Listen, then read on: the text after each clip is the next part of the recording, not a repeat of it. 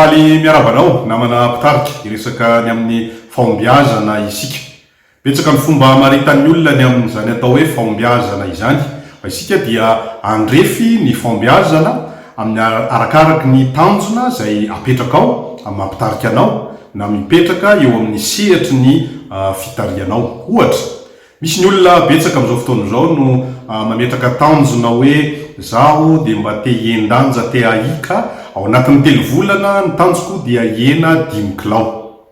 Tonga zany ny telo volana, vita ny telo volana, mandanja ny tenan'le olona karatoka eo amin'ny 4 kilao, 5 kilao, 9 kilao ny lanjany dia azo lazaina fa faombiazana izany. Raha ohatra moa ka ny hena hatrany amin'ny 7-9 kilao izy dia azo lazaina hoe faombiazana lehibe mihitsy ny fomba nampiasainy amin'ny nampiainan'ny tenany. Fa raha sanatria kosa tsy ny hena mihitsy izy na 1 kilao na 2 kilao fotsiny ny hena dia azo lazaina hoe tena tsy naondo mihitsy ny fomba nampiasainy ho amin'izany fampahaizan-tena izany. Ry namako amin'ny mampitarika kristianinantsika dia misy tanjona lehibe anankiroa zay andrefesantsika ny faombiazantsika amin'ny mampitarika antsika. Ny tanjona lehibe anankiray dia ilay antsoina hoe didy lehibe, ary ny tanjona lehibe faharoa dia ilay antsoina hoe hiraka lehibe. Ireo no tanjona roa zay ahafahanao mandrefy hoe mahomby ve aho amin'ny mampitarika kristianina. Ny voalohany teo araka ny lazaiko dia le hoe didy lehibe ao amin'ny marika 12 koa tiavan'i Jehovahandriamanitra ao amin'ny fonao rehetra, ny fananao rehetra sy ny sainao rehetra ary ny herinao rehetra. Ary ny faharoa dia izao tiava ny namanao tahaka ny tenanao. Izay ilay antsoina hoe didy lehibe. Raha tsorina dia hoe ny fiainanao ny didy lehibe dia tsy inona koa fa ny fahafahanao mpitarika manangana fiarahamonina miaina ao anaty fifankatiavana tsy mihatsara ivelantsy. Ny tanjona faharoa zay andrefesanao ny faombiazanao dia ilay antsoina hoe hiraka lehibe.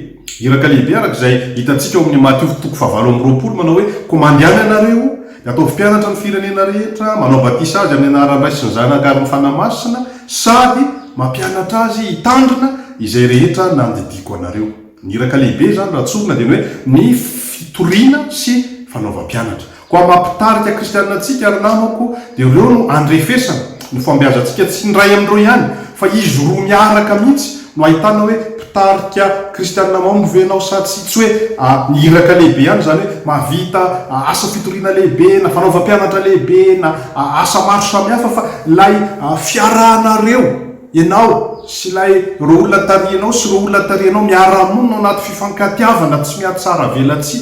Reo no andrefesana ny faombiazanao sady mahavita asa no miara-monina mpitiavana. Tsy hoe miara-monina mpitiavana fotsiny nefa tsy misy asa vita, tsy hoe misy asa be vita fa tsy miara-monina mpitiavana fa izy roa miaraka. Lay antsontsika atao amin'ny fiofanana haitarika hoe reo le enatra anankiroa ny mpitarika, mahatonga azy sady miakatra ambony no mandroso lavitra dia ny fahavitana ny hiraka lehibe, ro asa maro samihafa zay apetraka ny tompo amin'ny sehatra ny fitarianao nefa koa miara-monina ao anaty fitiavana sy fifankatiavana miaraka ro elatra anankiroa reo dia izay no mampandroso sy malasa lavitra atsika ao amin'ny fitariana zay ataotsika.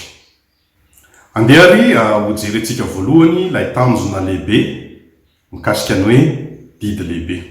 Kan'izay koa voasoratra ao amin'ny marika 12 ny 9:30 sy ny 9:30 manao hoe koa tiava an Jehovahandriamanitra ao amin'ny fonao rehetra sy ny fananao rehetra sy ny sainao rehetra ary ny herinao rehetra. Ary ny faharoa dia izao tiava ny namanao tahaka ny tenanao, tsy misy didy hafa lehibe noho ireo.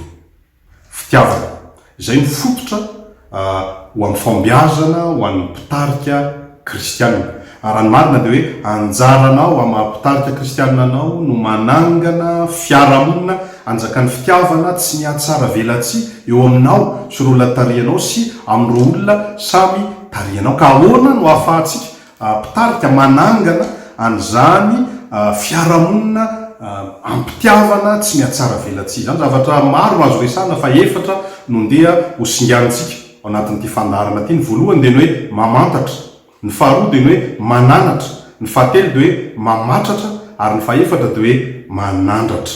reo ny zavatra efatra tsy maintsy fatoanao amampitarika kristiananao raha te anangana an'izany atao hoe fiarahamonina ampitiavana tsy mihatsara velatsy zany ianao ka ahoana angao ianao no atanterahana amin'izany. Ny voalohany zay jerentsika aloha zany dia ny hoe mamantatra raha anangana fiarahamonina anaty fitiavana tsy mihatsara velatsy ianao raha namako mpitarika dia tsy maintsy mamantatra ireo olona izay tarihinao. Jesosy Kristy ao amin'ny Jaona 10:4 dia milaza manao hoe izaho no mpiandry tsara ary fantatro ny ahy sady fantany aho. Fantatro ny ahy sady fantany aho. Milaza fifankahalalana izany raha namako mpitarika. Ary ny soratra masina rehefa milaza hoe mifankahalala dia manambara fifandraisana lalina izany, manambara fifamatorana lalina izany atao hoe mifankahalala izany.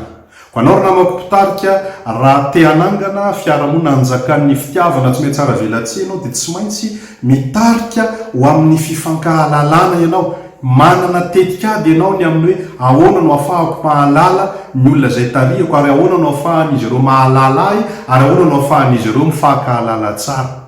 Izany dia mitaky fiarahana matetika, fiarahana amin'ny zavatra sehatra maro, miaraka misakafo, miara-miala voly, miaraka miasa, miaraka mivory.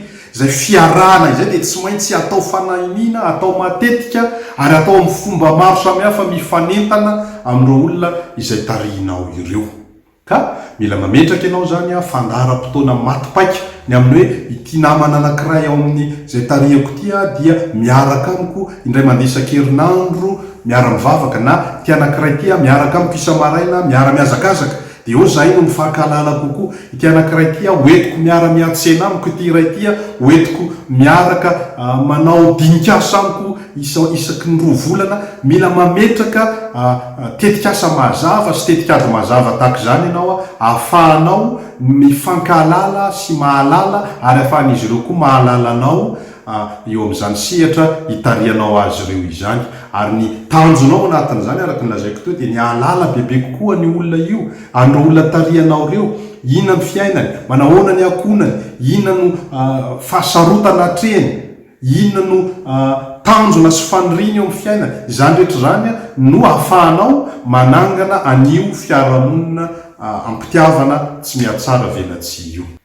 Ny voalohany zany dia hoe mamantatra, miezaka ianao mametraka tetikady, tetiarana, ahafahanao mifanerasera miaraka, mahalala bebe kokoa, mahalala amin'ny atsipriany ireo olona izay tarihinao ary mamela azy ireo koa sehatra ahafahany mahafantatra anao sy ahafahan'izy ireo mifankahalala tsara. Fa izay no irosoana sy hanatsarana hatrany ilay fananganana fiarahamonina ampitiavana tsy mihatsara velatsy.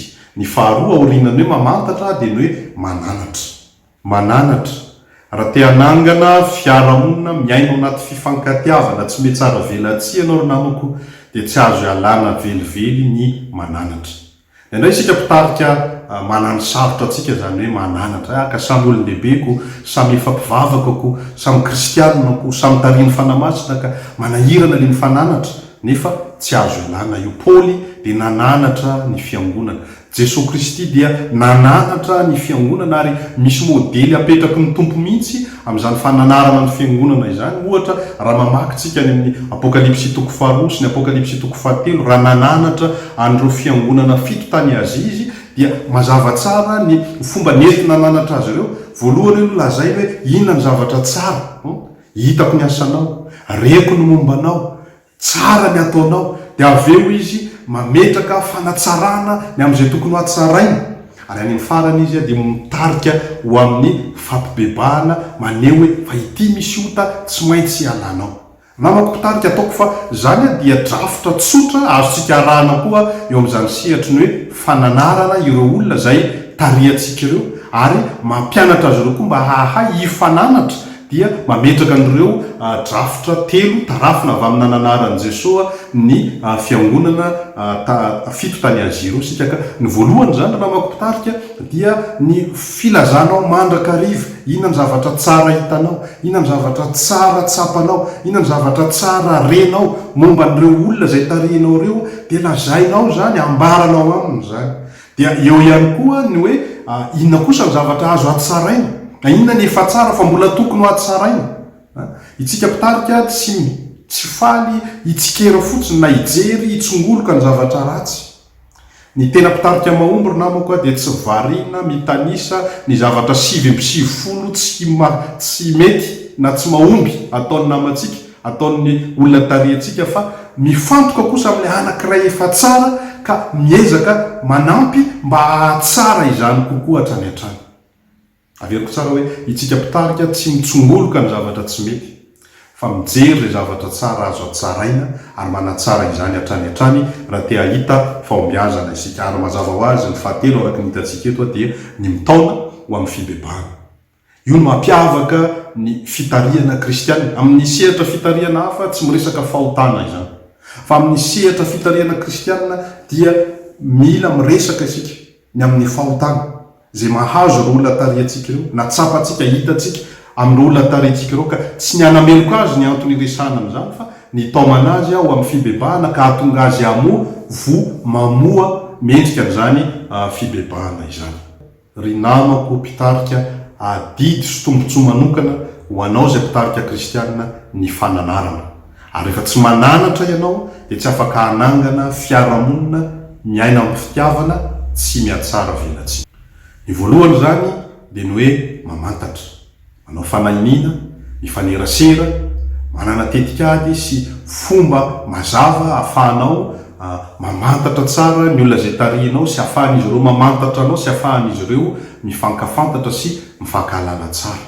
Ny faharoa hitantsika teo dia ny hoe mananatra, mijery, miteny, manambara ny zavatra mety, milaza ny amin'izay tokony hatsaraina, ary indrindra mitaona ho amin'ny fibebahana, fa izany no mitondra ho amin'ny fananganana fiarahamonina miaina anaty fitiavana tsy miatsara velatsy. Ny fahatelo dia ny hoe mamatratra.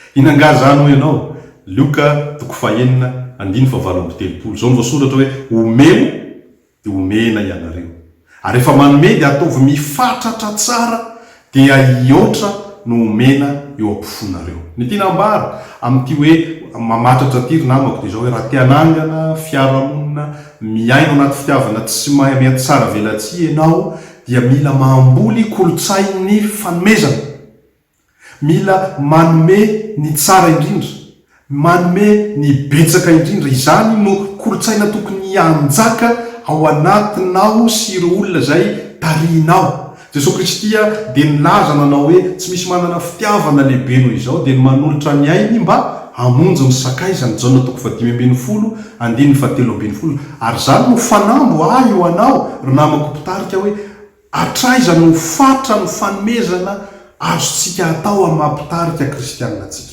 Tena vonina hanome isika amin'ny mampitarika kristianina atsika.